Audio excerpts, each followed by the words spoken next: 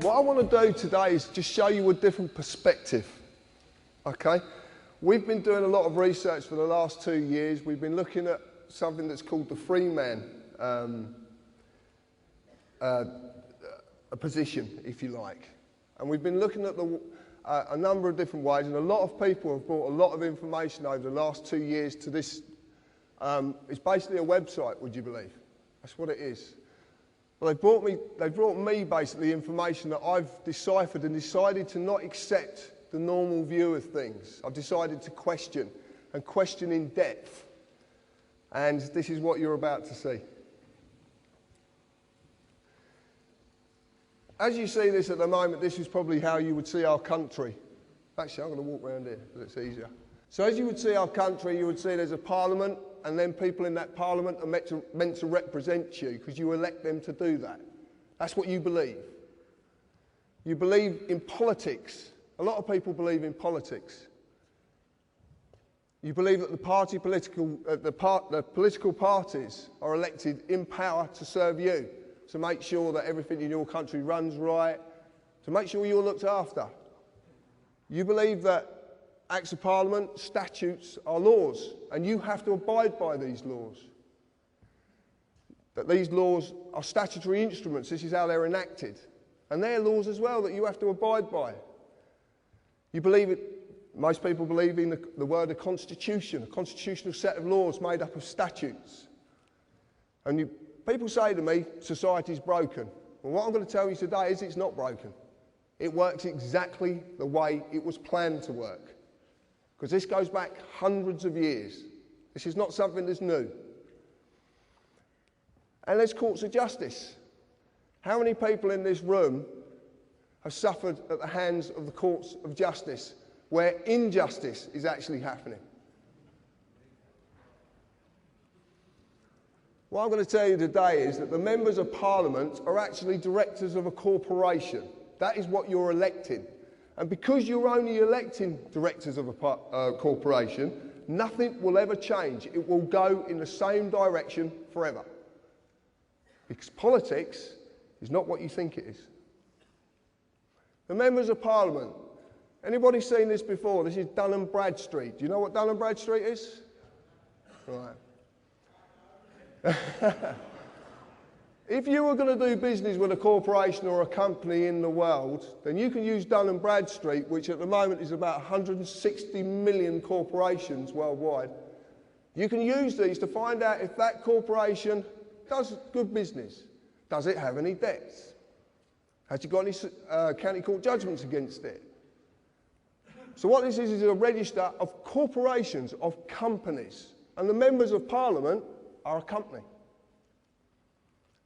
Gordon Brown is a company. David Cameron is a company. And this one I like. The Labour Party trade as Alistair Darling MP. It's their trading name. It's just there.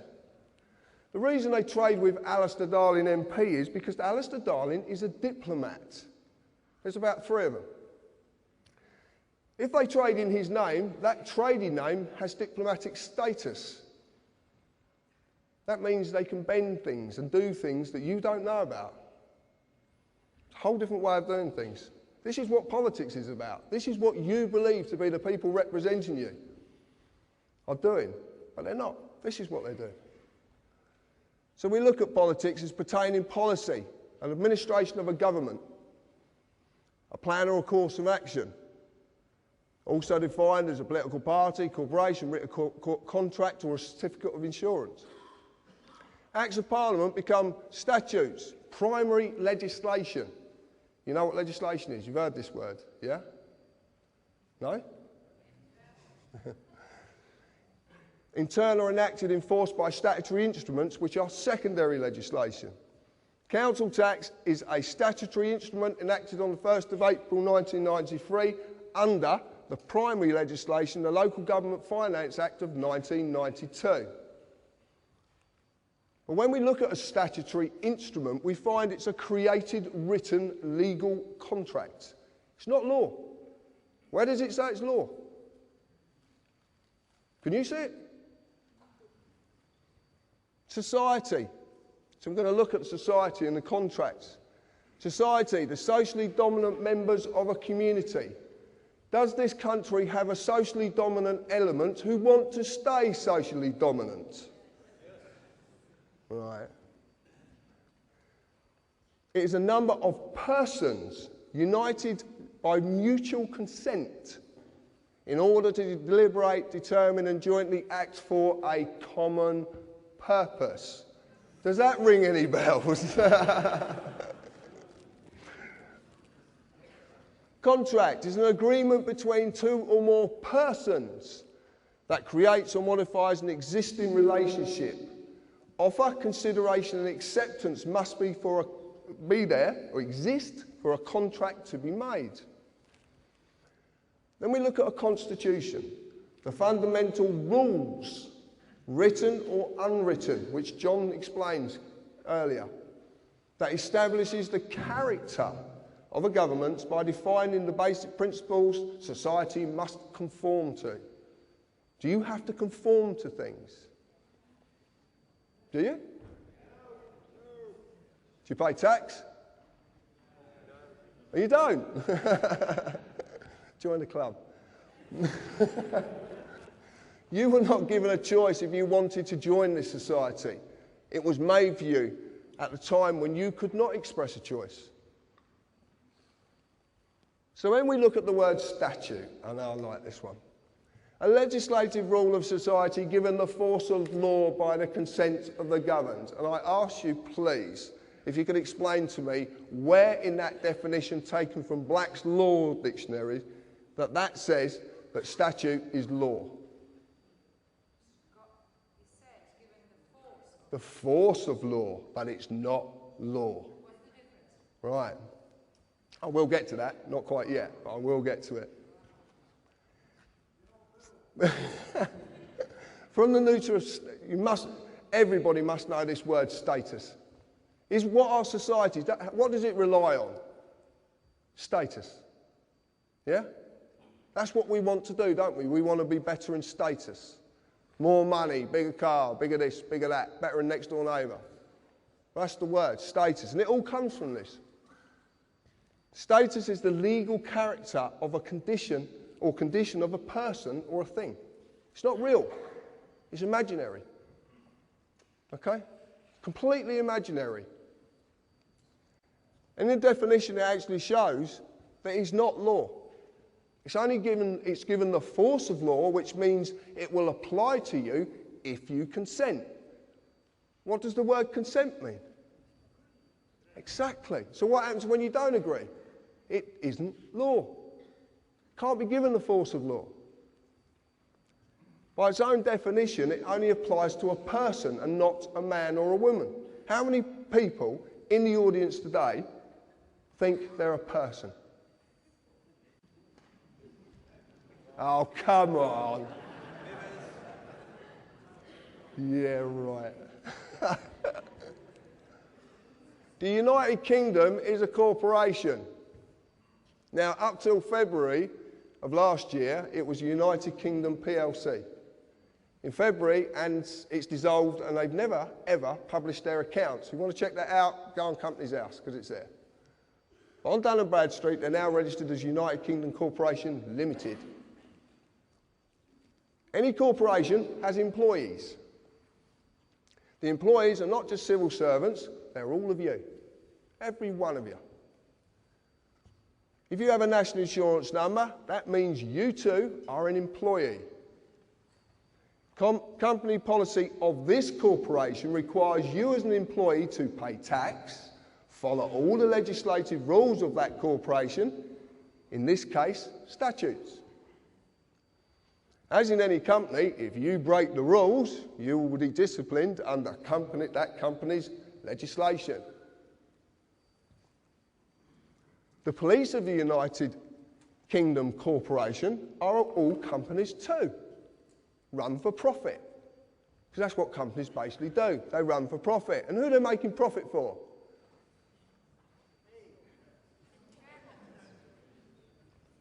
Directors, shareholders, they all want a profit.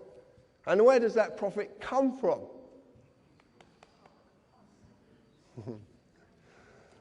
The corporate policy enforcement officers, their job is to enforce the rules of the corporation. The courts of the United Kingdom Corporation are all companies run for profit as well. If you break the rules, you will get an invite, which is a summons. You will there to their place of business to discuss your punishment. Except that they are not inviting you, you just think they are. Even the highest court in the land is a corporation, the House of Lords. So, we believe that the courts are issuing us justice. We believe that we're going to get a lawful trial. There is a massive difference between lawful and legal. Massive difference. You like this picture? This is very, very important. I want to explain something. During my life growing up, I am a fully fledged carpenter as well. And that's all I do. I'm just a working class man. All through my life, I was a bit of a bugger when I was young, to say the least. And there was a policeman called Mick Reed, who was a very dear friend of mine who helped me incredibly when I was young.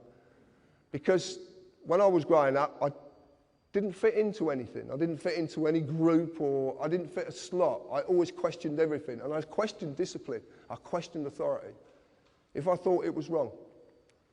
And I suffered for it as well, many, many times.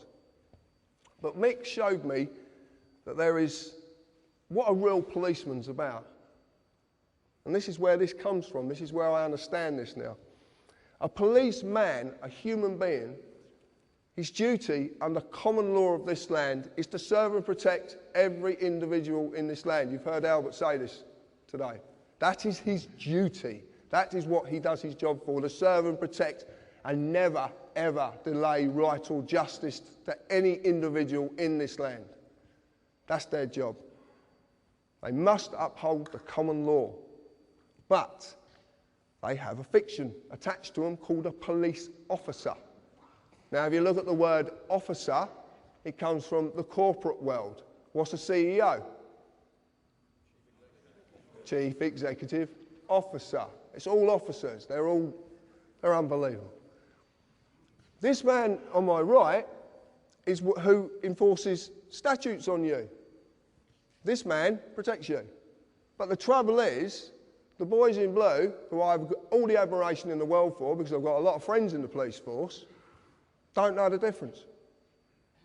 They don't know the difference anymore. And some of them didn't know the difference in the first place because they're being told wrong. They're not being told about this bit, they're only being told about this bit. And funny enough, I had a conversation with Albert the other day, and he was telling me some things that are going on in the police force regarding their training at the moment. And all of them are being trained to be this. Okay? So when you meet these people, what we're trying to do is, I wouldn't say educate them, we're trying to bring them to an understanding of what they really are and what they're supposed to do. And I recently, same as Albert did, I went for a police force from down the bottom to a chief inspector. I made a chief inspector, overall statutory legislation, and you go back to common law. Anybody can do it. You just got to know the language to speak, because there's a language they're using against you that you do not understand. You might think you do, because it's English, but it's their language. It's called legalese. It's a language of the Law Society. Any society, I'll go into this in a bit, but any society, you can start a society tomorrow and create your own language. Anybody can do it. So we need to just gently tell these people. Now, we have methods of talking to these people that sometimes prevents us being dragged down ourselves. And I will be going into that. But it doesn't always work.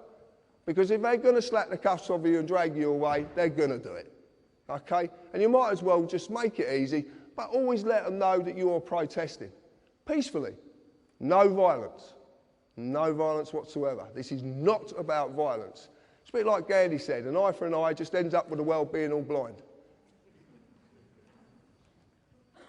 I want you to watch this little video, and the man who made this video is actually up there.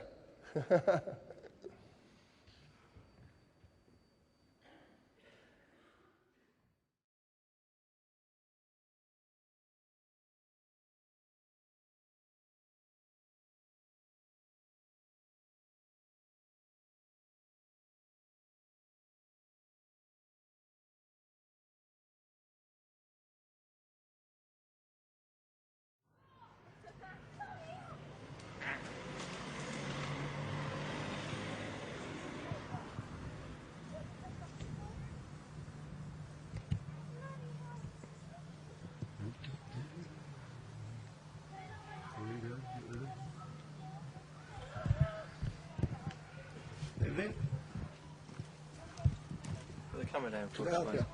What? Can I help you? Put the camera down for us. What for? Whoa. I'm in my own garden here, mate. Okay. What, Is you there come an offence bursting for you to down? be filming the police? It's not an offence at all. It is, sir. No, it's not an offence at all. No, I'm a filmmaker, mate. I know the laws. I've been doing this for years, mate. I film the police all the time. It's not an offence. Okay. We're telling you. that it's What an section is it an offence under? Okay. It's an offence, sir. What section is it an offence under? I'll find out for you. If you can switch the camera off. No, I can't switch my camera off.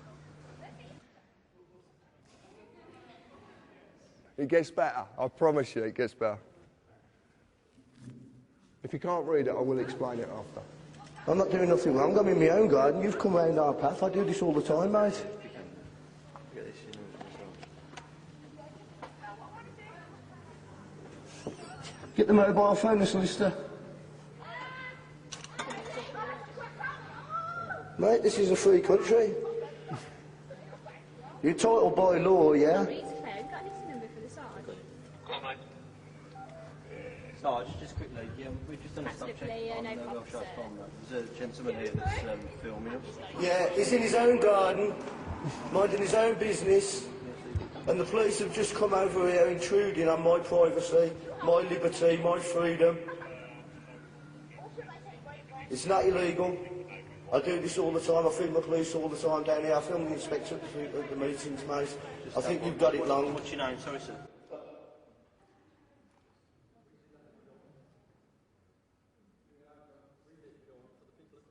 No, I'll do it I after. think you've got it wrong, right? And you know what you ought to do, mate? You know what you ought to do? If you don't like me filming you, you do what I do. You go to see the MPs, yeah, and get them to bring it up in Parliament so they can change the laws. But don't come and harassing me over it. Sorry, sir. It doesn't matter who I am, mate, you know. You're number 58. You know. I'm not doing anything wrong at all, mate. Nothing wrong at all. You just took it on your own head to come over and harass me, you know. This is England, mate, you know. This isn't communist China, you know that, mate.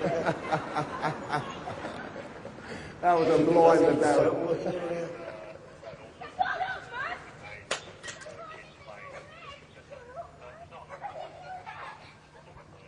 Yeah, it's not an offence, mate, see. The camera will pick that up better than your ears. I said the camera would pick it up better than his ears. Pick what up? It doesn't matter. What do you mean, pick what up? It doesn't matter. You're just trying to make an issue here and I'm not biting for you. I'm not doing anything wrong. What did you say? I'm not doing anything wrong. What have you just said to that? It doesn't matter. I'm not doing anything wrong. I haven't done anything wrong. What are you trying to make an issue for? I've not broken no laws. You come over here harassing us, mate.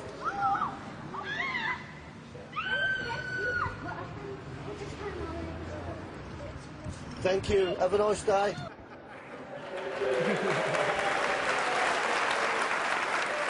Thank you, Darren, for that. Just as this plays out, I'll explain what actually went on there.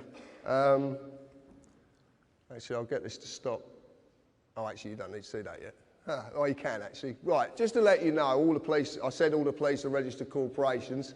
City of London Police, up the top here, are registered. Northumberland, Gwent Constabulary, also trading as Gwent Police Authority. So they're trading, okay? They're trading. So that means they're companies who are trading for profit. But they need to generate that profit. And how they generate that profit is enforcing statutes on you. That's how they do it. Not law. It's policy. What you saw there in that video was 2 police officers trying to get a man to give his name and his address. Because in the world of a police officer, they can only act on you if you contract with them, because it's the world of contracts. Remember, the statutory instrument is a legally created written contract. So they're contracts. He needs you to give your name and your address because he needs to act on your person, not the man or the woman. Darren, who would admit it as well, we stood up there, didn't actually know what he was doing at that time, and he's laughing his head off because he didn't. But the point is, this is natural. It's inherent. It's already in you. You've just been conditioned to not know it. That's all that's happened. When Darren wouldn't conform, what did the lady officer try and do? She tried to pick a spoil with him over any issue she possibly could find to try and enforce a statute. Now that is not a policeman or woman. That is not upholding the law of this land, the real law of this land. Okay, that is a corporate enforcement policy agent. So you now understand there is a big difference between the two, a massive difference. And they are, I promise you, you can check this out yourself. You can go and do all this stuff, and if you notice at the top, it says company search results. This is not something I've just made up on, I couldn't even if I tried. So what is legalese? It's a language that can be created by any society. Corporation can be such a society. Legalese is such a language. In English, it is English, but some words have very, very different meanings. Example, legalese is a language of the law society. Check it out for yourselves. One of the things I was going to say before I come on and I forgot is to say to you, do not take a word I'm saying as being the truth. Don't. Go and look at this stuff yourself, because that's the only way that you will suddenly realise what's going on. The truth is only the truth when you know, when you realise it. I could tell you all afternoon long, but until you realise it, it's meaningless. It's down to you to realise this. The examples. Must is synonymous with the word may. When someone says to you from a corporation, you must, they're actually giving you a choice because they can't force you. They're not allowed to, because it's not law. It's only policy. Summons is synonymous with invitation. When you get a summons from a court of supposedly law, you actually are being invited to a corporate place of business to discuss how much money you're going to give that corporate place of business. And you won't get named for it either. Understand is synonymous with stand under. If I say to you, do you understand? And you say yes, that means you stand under me, which means you've given me authority over you. It's as simple as that. It's so simple. But this is a language you don't know. You don't know you've been spoken to by this language. Ministry of Justice, also traded as every magistrate's court in this land. The High Court of Judicia. All of them, every single one, is a corporation running for profit. Know who you are. If you go to court, which I've had a few accountants with, to say the least, it's a corporate place of business. And they will immediately ask you for your name. Okay? Your name. They will even presume to know who you are. And they will ask you as such. They would say to me, Mr. Harris. Mr. is the title of something with legal personality, status. I was named by my parents, but I wasn't called Mr. John Harris. Well, I don't think so. If I reply yes, guess what I've agreed to represent? A man cannot be acted upon by statutes. nor can a woman, a human being, a living soul. These only apply to the fictional entity, which is the legal personality, i.e. Mr. John Harris in full caps or Mr. J. Harris. Every title in this land is a fiction. If you're Lord whatever, it's fiction. Every title is a fiction because it doesn't apply to a human being. It's the legal status. Remember the word status? It comes into everything. Do you like the pictures? Photocopy as well. Right. It's the easiest way of doing it because I wanted a cardboard cutout so I can say, look, this is the fiction and this is the living soul, because it's hard for you to grasp that you're two people. You just don't know you are. That's really, really hard to grasp. Natural law and common law applies to me. Okay? Inherent law. You don't need him to be told it. You know what's right or wrong. Do you not? You know, don't you? It's inherent. It's just there. Commercial policy, civil policy and political policy applies to the fiction, but they need that to represent it, because that doesn't exist. In the real world, there's an easy way of breaking this down. If you look at a company exists because a piece of paper says it's a company. But it's not real, is it? It's not in the real world. It's just a piece of paper that says this is a company.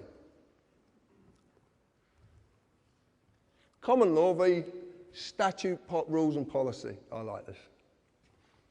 The only basic principles that any people of any nation need to adhere to are those of natural law, which are mirrored in common law. Never harm or cause loss. It covers every eventuality. There is nothing it doesn't cover. Nothing. Common law applies to a man or a woman, a living soul. Statute rules apply to the person only when the man or woman consents to represent the person. Consent can be given in inaction or action. And I'll explain that in a little bit. Within statute rules, you will just receive a summary judgment. That's what you get in the courts of law, or supposedly. But it's called summary judgment. And what summary judgment is, it doesn't matter if whatever court you go into, as long as that court's going to make money from someone, because that's all it's about. And there's a reason they want to extract that revenue from you. There is such a reason. You break the rules of the contract and you lose. It's as simple as that. You are a man or a woman, you have a person. My name is John Harris, or John, or my wife calls me lots of other names, but there you go. I shan't discuss them. I exist naturally. Okay? I'm here. I'm real. I was created by divine, whatever you want to call it. I don't want to get into any of this sort of, I don't know what it is, so I just say divine. It's the easiest way. But I was created. I'm subject to common law jurisdiction. Do we know what jurisdiction means? Well, jurisdiction basically means juris is of law, and diction means the use of words in any way you want to use them, basically. I must never harm another or cause another loss, any form of loss. I'm free and unlimited ability to contract and settle debt in private and under commercial law. I can basically do as I please as long as I abide by these principles. My person, that's attached to me, is Mr. J. Harris, who's a fictional entity created by the government. Subject to civil policy jurisdiction, must fulfil all duties given to and governed by corporate policy, tax, etc., under statute. Does business in the public sector, or I don't. So what is a person? Okay. They're inviting a person created by the United Kingdom Corporation. They created something when you were born. You just didn't know because you couldn't know. Your parents didn't know and their parents before them didn't know because it's been hidden from you. Because it's too simple. That's the point. Our world is so bloody complicated. But it's not complicated. Everything complicated has a very, very simple foundation. Everything. I'm just simple. I just look at things simply. Your person was created when your birth was registered and evidenced by your birth certificate. Man created government, which in turn created persons. Your person is not you. It is a legal fiction which you are falsely identifying with because you've been deceived. Massively. You don't get to say what its rights and duties are. The United Kingdom Corporation does. Like I said, you've been misled and you've been deceived. Let's define the word person. Includes natural person, firm, co-partnership, association, limited liability, company or corporation, legal personality. Well, I've got a problem with this. First off, the first one we had was how can you define person with exactly the same word because you're failing to define anything? And this is in Black's Law Dictionary, 8. If you look at person in Black's Law Dictionary 3, you'll see it's a fiction. Actually says it, it's a fiction. Because it's not real. It's not real. And I want to ask a question as well. Why would you need 8 revisions of one dictionary of law? For what possible reason? Why would the words change? But why would they change? A word means something and it never changes. So if it's being changed for a reason.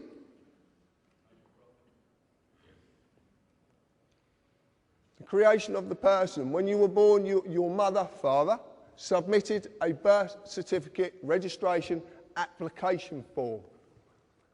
In the formulation of any limited company corporation, there is always a certificate of registration to create its legal personality. Your fictional person, known by Mr., Mrs. or blah, blah, blah, you can see it up there, is created by the same means. So this is interesting as well. People like, I couldn't believe this. When I actually found out, and this comes from Rob Bernard. Do we know who Rob Bernard is? Really? Yeah, good. I'm glad. Right. When you submit, you are bending to another's will. Okay? So you're bending, you're agreeing to bend to their will. When you register, you are handing over title ownership of whatever you're registering to whoever you are registering it to. You actually physically hand this over. And in doing this, you acknowledge the transferring of that authority. When you apply, it actually means you're begging. And when you beg, it's assumed you know what you're begging for and you know what you're going to give up. That's what this means. Most of the time, you actually volunteer an application. You actually volunteer. You're not made to do it. Did I make you get a credit card? But you submit an application. Everything in this, the whole world is created, it runs on submitting applications for this, submitting applications for that. I'm waiting for health and safety to say I can't put a pencil behind me here because I'll get a splinter. But it's going to come, and you know it's coming. You know. That's why you're laughing. Right, this is the document. This is unbelievable. Right, this is, you've all seen this, yeah? You know what this is, yeah? Birth certificate. Right. You get a certified copy, you do not get the original, because that goes somewhere else. This up here, when you actually look at this, you look at this, and you get your own. When you get home, or you get your kids, whatever, get this document and look at it, because it's phenomenal what they've done. The name of the person's being created in capitalised surname. See the surnames in capitals, okay? It's a fiction. This is being created. That fiction is going to be created there. But what they need is, they need another fiction to do it. They have to have a fiction there to do this, who is the informant. You actually inform on your own children. Do you know that? You inform on them. It's brilliant, isn't it? Eh? And your qualification is, you're one of their parents. Mad. And it's capitalised, it's all capitalised. And it is absolutely true. Look at your birth certificate, informant, the qualification needed, and it will say needed, and you inform because you are the father or the mother. What you don't know is that at the bottom there is a declaration. Now, a declaration is in common law. A declaration is a sworn oath of a man or a woman. And there's a reason that's on the bottom. Because without that man or woman being present, the fictitious mother or father isn't present. Now you're seeing that the person is attached to the human being. But to do this, they need the human being to be there. That's why there's a declaration at the bottom of it. And this, it says it quite simply. You have to be present to represent the person needed to create the new person's legal personality. I know it's a tongue, believe me, it's mind-boggling, but it really is. This is what we found. And it all makes sense. That's the point. This is what I want to tell you about it. And then you register it to a corporation. The General Register Office. Get your birth certificate and lift it up and you'll see GRO. It's a General Register Office. That's who you're registering it to. Registration in your children. And this is not funny. This is really, really true. Okay? To this day, registration still means the same thing. You hand over or you transfer the legal title to the body you have registered it with. As you have seen, the worst possible way this has been done is by the birth certificate. It's been abused. A simple show of this is do you have to mandatory school your children? Well, you do. And can you take them on holiday when you want to? No. Because what happens when you take them out at term time? I know people have received £100 fines for taking their kids out at term time, taking them on holiday. And they have to be vaccinated. The thing is, it's their property. You signed over title ownership of that child to the government when you registered it. You've got no claim to your children whatsoever. You just don't know it because you've been duped. If you want proof of it, the social services. What happens when you don't look after their property or they pertain you're not looking after their property properly? Linda Lewis, Baby P. What happens? They take the child away. And not all children are taken away because the child is in danger. Do not believe that for a second. Do not believe the propaganda because it's not true.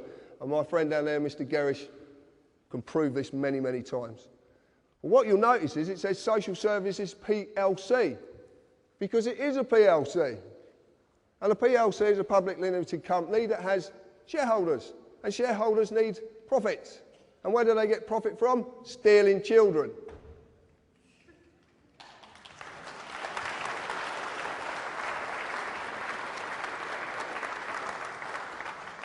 I couldn't believe this when I found it.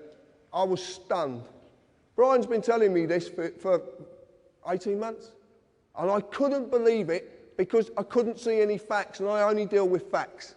I deal with black and white, right or wrong. There's no in-betweens. Something's right or it's wrong. And this is fact, and it makes sense. I want to prove it as well. Consider this. Could the government lawfully take your car and crush it if you owned it? Right. When you register your vehicle, you hand over the ownership, title ownership of that vehicle to the government. You get a V5 document, and it's the registered keeper. Look on anyone, registered keeper. If you look on the advert that's on the telly, and they crush the car in front of the couple, just come back from wherever they come back, and the car crashes up in front of them, the voice says, we have a legal right to do this. But it doesn't say, we have a lawful right to do this. Because they haven't got a lawful right to do it. They've just duped you into giving your property to them so they can crush it when you don't put bloody tax on it. Incredible, incredible. Basically, as well, when you do this, when you register it, as stated, because it is stated, you agree to abide by their rules. MOT certificate, road tax, and the fuel levy tax as well. You agree to this. This is what you agree to because it's part of the deal. And then you register it to another corporation. Please remember this. Please remember this in future. When you register something, anything, you give up ownership of it. Your house, your car, your children, whatever it is, you give up ownership of it. I know you shouldn't own your children, and you don't, but your children are your children. And no one has the right to take that child away from you. No one. You get a certificate of title, and it's worthless. It's not worth the paper it's written on. Fixed penalty notices. So why are there so many fixed penalty notices? You get a fine for filling your bin up too much, or putting it out on the wrong day, or sticking it in the wrong position. Speed cameras, sworn documents. Well, what are these notices in the real world? They've been issued by corporations. And the corporations are dreaming up more and more reasons for penalising you. Penalised by the way of forfeit. Something surrendered subject to surrender as punishment for a breach of contract. These are called adhesion contracts. An adhesion contract is a type of contract that is legal and binding agreement that someone writes, makes it their, they basically do as they please. They've got all the bargaining power, they attach it to you, and it's to their advantage. A notice is not a bill. A notice is not a demand. If you went to a restaurant and the waiter come up and said, that's £60 for your meal and I serve you notice, what would you do? Pay or ask for a bill? Well, you'd pay then, obviously. You ask for a bill. Have you ever thought about actually asking the council, can I have a bill, please, for my council tax? Because you've never actually sent me one. This is simply a tool of revenue collection. And the true reason this is being forced upon you is because your person is simply to maintain the illusion that they have control over your life, your fortune, and your freedom. Because your fear and their ability to take from you something you deem to be valuable. And that is money. Yeah? Do we all believe money is valuable? We all use it every day, don't we? Yeah? And we all believe it's got some worth. These pieces of papers and coin has some worth.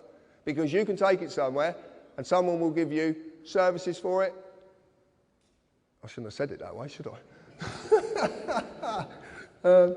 You can buy things for it or you can trade it whatever. You believe it's valuable. But have you ever asked yourself this? Have you ever asked this? One, it's all in capitals, so it's again the fictional world, but have you ever asked? £20 of what?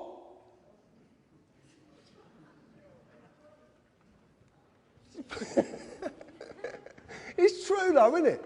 Of what? Go and ask the Bank of England, you'll get kicked out. It happened to a friend of mine. Serious. This is the real truth. You're the currency, not money. You are.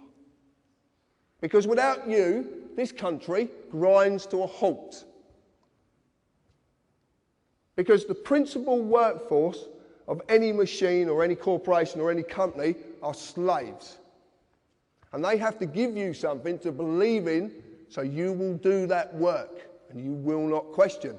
And to make it valuable, they're going to stiff you with as many fines that are make-believe to make you give over that worthless piece of paper to another corporation just so you believe it's real.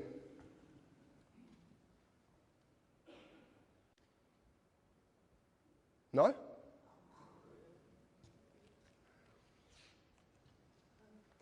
This is what I entered into. Some of you might know what I'd done. A friend of mine, Robin, who sat in the audience, gave me some information once. And funny enough, another gentleman who sat in the audience gave me the same information. And I looked at it, And it's called lawful rebellion. It's actually wrote in Magna Carta 1215. It's Article 61. Now, I know a lot about Magna Carta now, and I know that Magna Carta certainly wasn't right for us. And we can't use it. We can't use it. But we can use the method of lawful rebellion, because lawful rebellion says, and what Article 61 actually says, it says lawfully hinder, and it says you must never ever use violence. We can't sort this out with violence. Because if we sort this out with violence, violence will always ensue.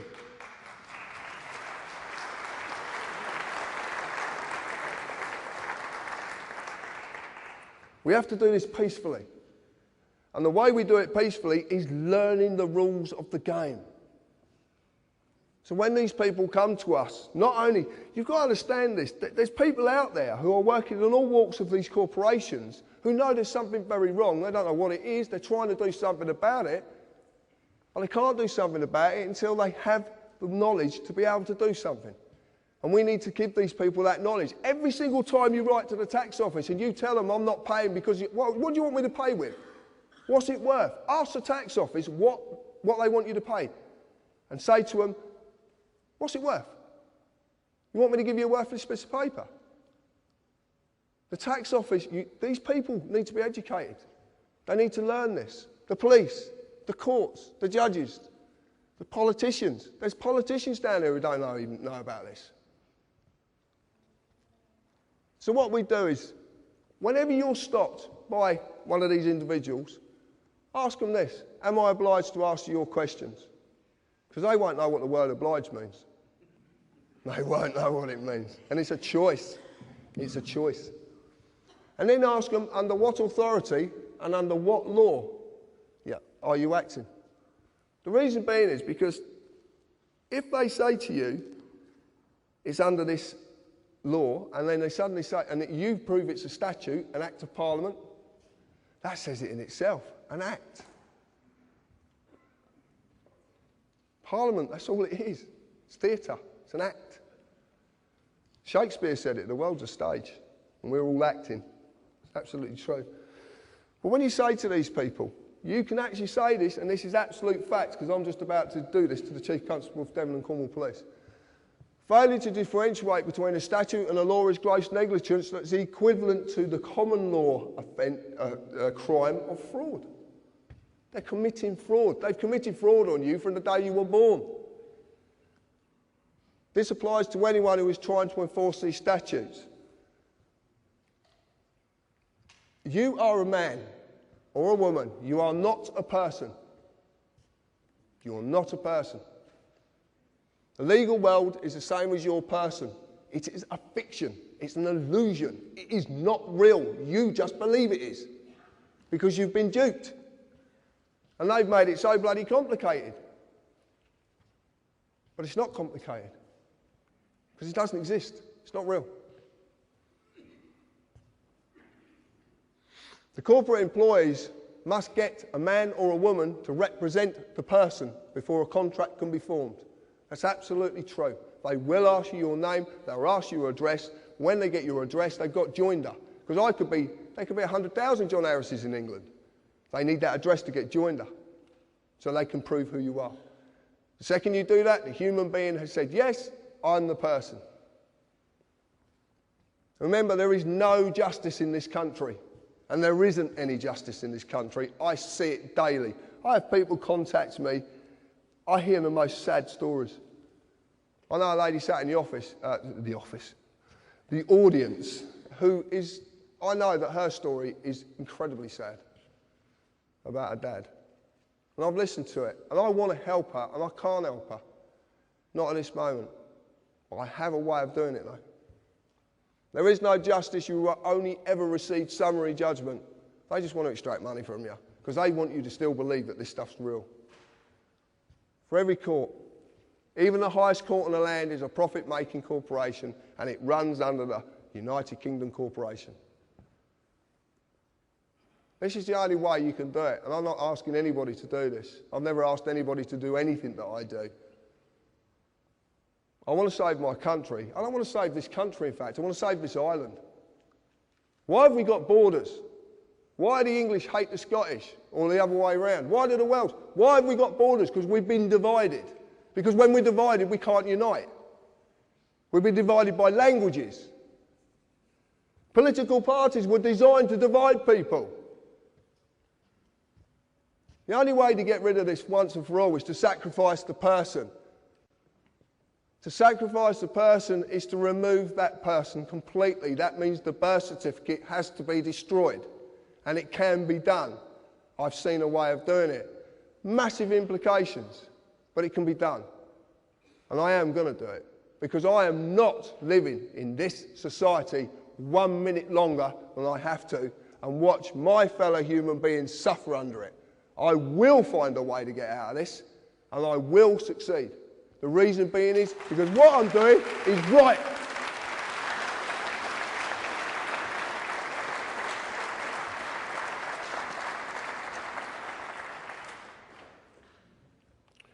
It breaks my heart. I could wait for the world.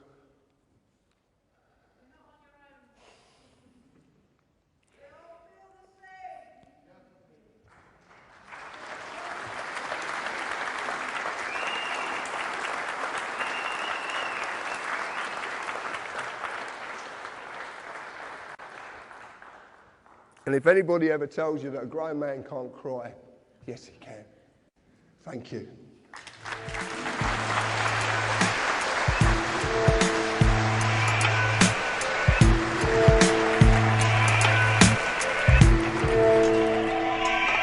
It's just something